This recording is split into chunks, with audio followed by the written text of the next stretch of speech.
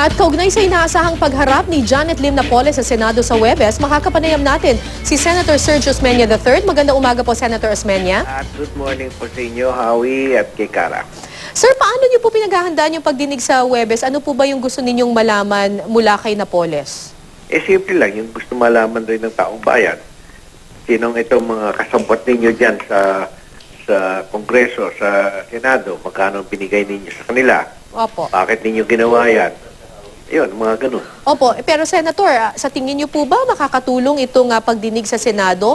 Lalo pat sinabi na po ng kampo ni Janet Lim Napoles na hindi po sila magsasalita. Ayun po ang question mark talaga sapagkat maski ako mismo sinabi ko malamang hindi siya magsasalita sapagkat sinasabi na ng mga abogado niya Opo. na kailangan na hindi muna siya magsalita sapagkat wala pang ayusan, wala pang areglohan, no? At anong ibibigay naman in return kay Janet Napoles kung magsasalita siya. So, Right. ayun, wala pa yun. Kaya pinapospone ko nga kasi marami pang dapat gawin eh. Oo, kasi nga po, yun ang sinasabi ng mga tao. Ano pang saysay na papaharapin sa Senado itong si Napoles kung wala rin naman siyang sasabihin dahil tikom din ang kanyang bibig? Oo nga eh. Kaya, Pareho po concern natin. opo. Sir, so paghaharapin po ba itong si Napoles at saka yung mga testigo at least? Yun po ba ang aasahin natin? Opo, pinatawag namin lahat ng mga, yung naka-appear na, sila Ben Hurley, Opo. kay si Misuna, si Misula, ngayon. At paharapin natin at tingnan natin anong magiging reaksyon ni Ms. Napoles. Sir, isa po kayo sa mga nagbumungkahi noon na ipagpaliban muna itong pagdinig na ito. Ano po ang dahilan ninyo kung bakit mas gusto nyo po na ipagpaliban muna yung pagdinig, yung pagharap po ni Napoles sa Senado? Gusto ko sana magkita muna sila si Chairman T.G. Gingona at si Opo. Napoles at itanong kay Napoles, what will it do to get you to talk?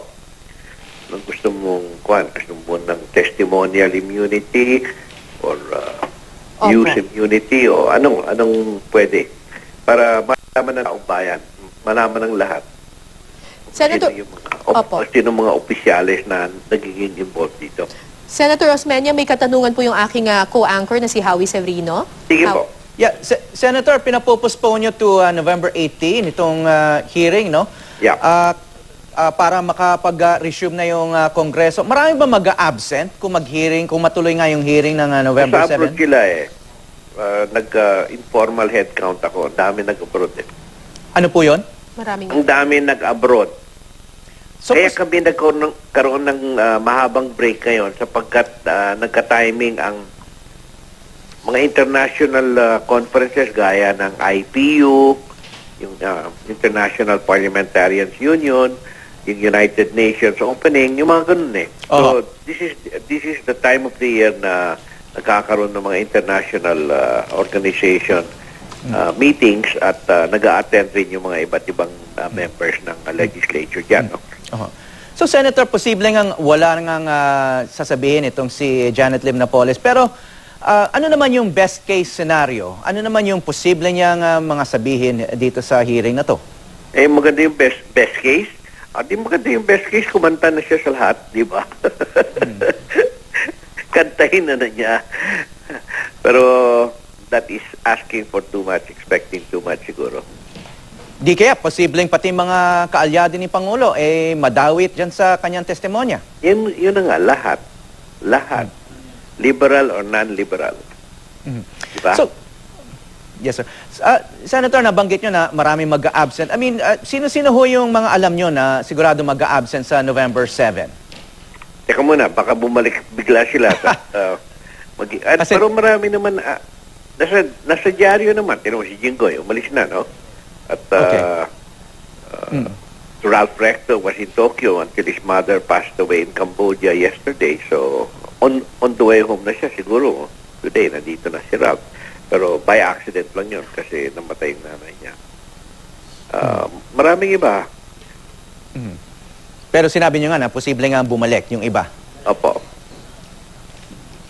Yeah. So, kayo ho yung isa sa mga nagsabi na posible nga mabigyan ng immunity itong si Janet Lim Napoles.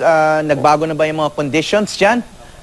Hindi ho, dapat subject to negotiation yan. Hindi natin masasabi ngayon na okay, ito yung bibigay ko kay Napoles. Depende yan sa negotiation. No? Pero flexible naman yung batas.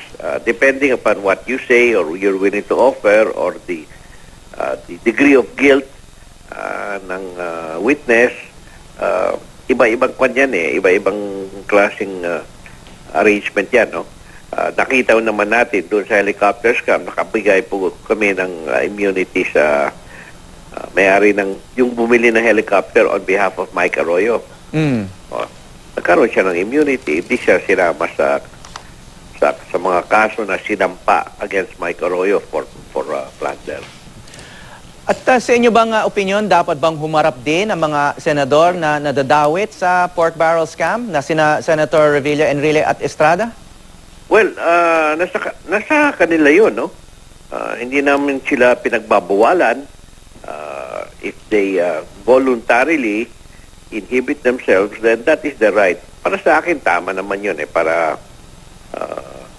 hindi siya sabihin ng tao, bayan na nagkakaroon ng impluensya kasi kasama nila sa Senado. Siyempre, pabor sa mga kasama nila. So, they have been able to remove that by not attending, by inhibiting their presence during the hearings. So they're sure not to attend the Napoles hearing No, on I would November not say 7? sure. Anong gagawa ko? Baka bigla sumipot yan. Okay. Sasabihin mo sa akin. Sabi mo sure. Hindi ko alam yun. No? Yeah, but so far, ang sinasabi nila hindi. Malamang, I'd say 85-90%, they will not attend. They will not attend on November 7. Okay, maraming salamat po, Senator Okay, Dawi. Serge Okay, good Osmeña. morning to all.